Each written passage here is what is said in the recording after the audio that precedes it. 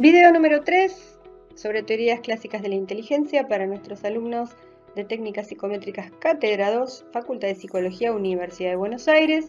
Estábamos hablando acerca de las teorías clásicas de la inteligencia, centrándonos en aquellas teorías psicológicas o psicométricas que sustentan los test de inteligencia, y dentro de ellas tomábamos las teorías que provienen de la línea de Londres, en este caso la teoría fundacional de la línea londinense, que es la teoría de Spearman o teoría bifactorial o ecléctica de la inteligencia. ¿Sí? Teoría ecléctica de los dos factores porque intentaba aunar los tres grupos de teorías que la filosofía hasta ese momento había aportado a la psicología, recordemos el video anterior, y de los dos factores porque en un principio en el análisis factorial creado por el propio Spearman se habían aislado dos factores, el factor G y los factores específicos.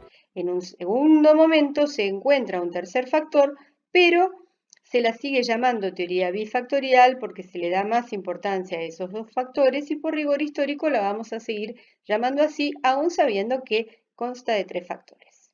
Vamos al primer factor o factor G. El factor G se llama G porque responde a la primera letra de la palabra general, factor general de la inteligencia. Este factor, en realidad, no quiso ser definido por Spearman de alguna manera homologado como la inteligencia general, como la inteligencia de una persona, pero ni definido ese concepto. Spearman mismo dice en sus escritos, no voy a definir el constructo inteligencia porque es un constructo demasiado complejo y no quiero meterme en complejidades que me son ajenas y a las que no puedo llegar, es decir, que es muy cauteloso en este sentido, pero sí dice que este factor general de inteligencia es homologable a cierta cuestión energética.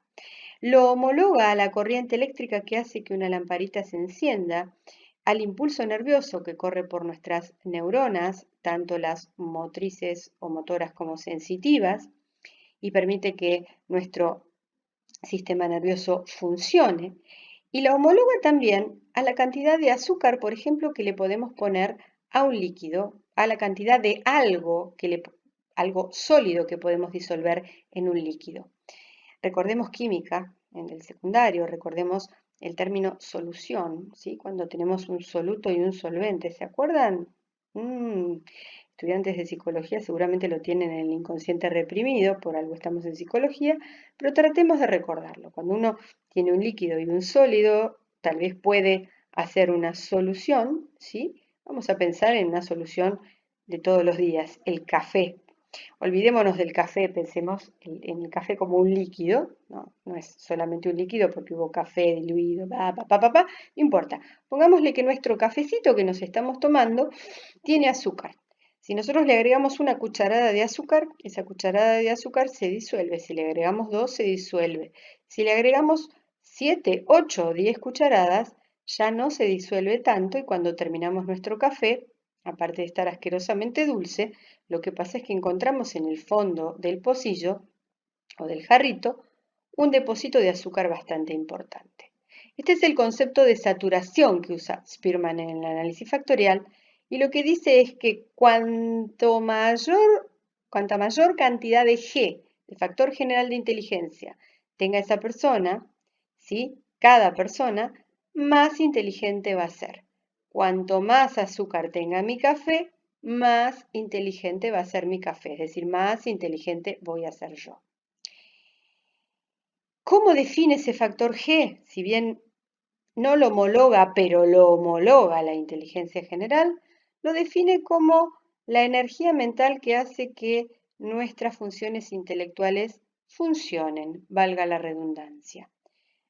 Ubiquémonos en el momento histórico.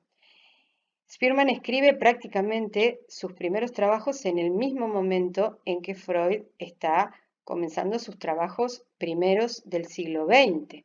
Ambos intentaban fundar las bases de una psicología científica que se pareciera a las ciencias duras, concretamente a la física. Entonces intentaban utilizar modelos dinámicos que eran los hegemónicos en ese momento en la física. Por eso buscaban trabajar con conceptos energéticos. Y así como Freud habla de energía sexual, Spearman habla de energía mental. ¿sí? Ese factor G es la energía mental que permite que nuestras neuronas transmitan el impulso nervioso para realizar tareas intelectuales.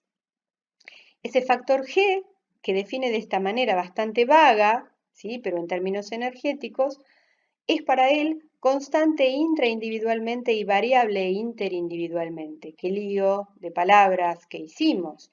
Pero en realidad lo que estamos diciendo es que para este autor, para Spearman, este factor G nos acompaña de manera constante a cada uno de nosotros durante toda nuestra vida. Es decir, tiene un fuerte componente biológico. La herencia que traemos y todas las vicisitudes que hayan acontecido en la concepción, durante el embarazo y en circunstancias perinatales y aún luego del nacimiento, ¿sí? Cuestiones como puede haber sido un traumatismo de cráneo pueden hacer variar ese factor G. Pero una vez establecido ese factor G, saquemos los traumatismos de cráneo. Pongámosle que no nos pasa nada de eso después del nacimiento. Pero una vez nacidos, desde el momento de nacer, si no nos pasa nada extraño, ese factor G va a ser constante durante toda nuestra vida. Esta energía mental va a ser constante durante toda nuestra vida, ¿sí? Pero variable respecto de otras personas, interindividualmente. Es decir, que yo me voy a diferenciar de mi vecino, de mi amigo, de otro familiar, de mi esposo, ¿sí? En cuanto a la cantidad de G que tengo. Y eso era lo que justamente buscaba Spearman con sus test de habilidades y de inteligencia. Captar cuánto de G, cuán variables éramos, cuánto nos diferenciábamos los sujetos los unos de los otros en cuanto a cantidad de G, cantidad de energía mental o, si queremos decirlo, aunque él no se atrevía a decirlo, de inteligencia general. Ahora bien, vamos a bucear un poquito más adentro de G y nos seguimos complicando la vida conceptualmente, porque dentro de G distinguía a su vez dos tipos de capacidades. La capacidad eductiva, no deductiva ni educativa, eductiva, y la capacidad reproductiva. Que si bien en el comportamiento no se pueden distinguir, es decir, cuando nosotros ejecutamos una actividad intelectual, las dos están juntas y no las podemos diferenciar, en el análisis factorial sí se pudieron diferenciar y desde el punto de vista teórico también buscó diferenciarlas para poder comprenderlas y estudiarlas. Pero cuando nosotros resolvemos cualquier problema, ¿sí? Utilizando nuestro intelecto, desde uno de física cuántica hasta un problema tan sencillo como puede ser cómo llego a tal lugar desde el lugar donde estoy en la ciudad, ¿sí? Funcionan dos capacidades que dialogan entre sí y que no se pueden separar, que son la reproductiva y la eductiva. Vamos a comenzar por la reproductiva, que es la más conocida o la más fácil de comprender. La capacidad reproductiva tiene que ver, como su nombre lo indica, con la capacidad para reproducir conceptos adquiridos mediante aprendizaje, ya sea aprendizaje formal o informal, es decir, en las instituciones educativas o fuera de ese ámbito en nuestra casa, en los medios, etc. ¿Sí? Esto quiere decir que está muy relacionada con la memoria, muy relacionado con una función enciclopedista de acumulación de conocimientos, de almacenamiento de esos conocimientos y de actualización de esos conocimientos cuando ello corresponde, ¿sí? Esa es la capacidad reproductiva muy vinculada con la memoria de todos sus tipos, en todos sus tipos, ¿sí? Memoria de trabajo, memoria de corto y de largo plazo, y así sucesivamente. Pero para ello se necesita de la sinergia de la capacidad eductiva. ¿Qué significa la palabra educción o eductiva?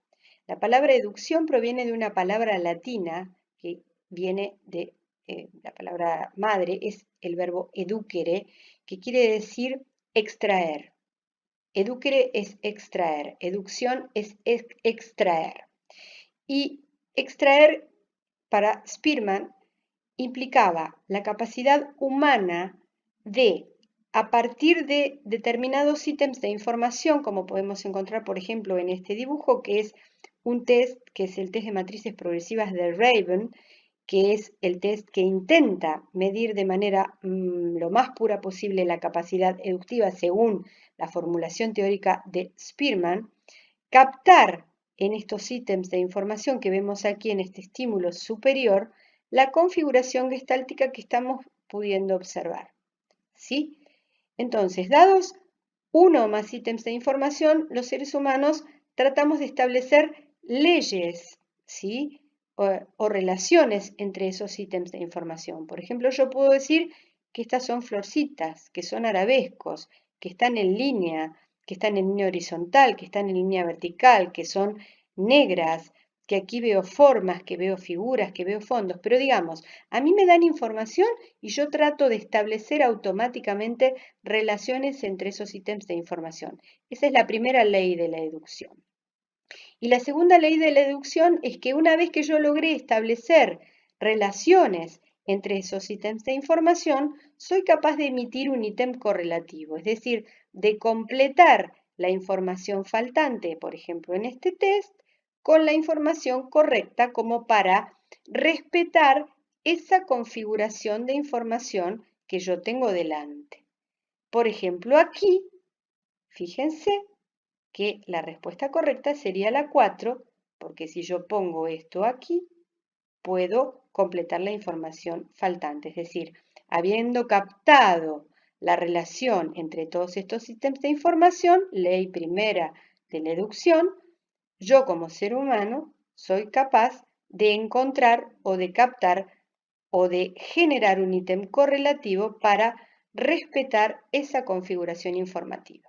Existe una tercera ley de la deducción, pero no nos sirve para explicar este punto, con lo cual vamos a dejarlo en la ley número 1 y ley número 2, que son las que nos interesan. Dados uno o más ítems de información, los seres humanos tendemos a establecer relaciones entre ellos y una vez establecida esa relación, ley número 2, somos capaces de emitir ítems correlativos. ¿Sí? Esto entonces lo hacemos en tests tales como el test de Raven, pero también lo hacemos, por ejemplo, cuando salimos de dos clases de dos materias diferentes, en donde no se nos ha explicado la relación entre dos conceptos psicológicos distintos, provenientes de dos modelos teóricos distintos y de dos temas distintos, pero sin embargo nosotros somos capaces por nosotros mismos de encontrar una relación entre esos conceptos o teorías mediante la capacidad eductiva, es decir, es la capacidad para establecer relaciones y correlatos entre esas relaciones. Está más ligado al razonamiento, ¿sí? Al razonamiento productivo y no a la reproducción de información. Sin embargo, para poder ejercer o poner en práctica esa deducción o capacidad de razonamiento, de extraer relaciones entre ítems de información, yo primero tengo que haber aprendido algunas cosas. Por ejemplo, tengo que haber aprendido que tal concepto o tal configuración gestáltica, ¿sí? Está formada por ejemplo, rombos, que esos rombos tengo que tener ya aprendido el concepto de rombo, tengo que tener aprendido el concepto de conjunto de información, el concepto de dibujo, el concepto de gráfico, el concepto de sucesión lineal, de sucesión horizontal, de sucesión vertical, de sucesión oblicua, ¿sí? Y entonces yo necesito, para que mi educción funcione, necesariamente de aprendizajes previos y de la reproducción. Es decir, que no funciona la capacidad eductiva sin la capacidad reproductiva. No las puedo separar y ambas intervienen cuando estamos ejerciendo cualquier actividad intelectual. Y ambas serían las que forman el factor G, perdón, vamos para atrás, o factor general de la inteligencia, que es constante intraindividualmente y variable interindividualmente. Dejamos acá para no hacer tan largo este video y vamos a pasar a desarrollar los factores específicos y los factores no intelectuales de la inteligencia.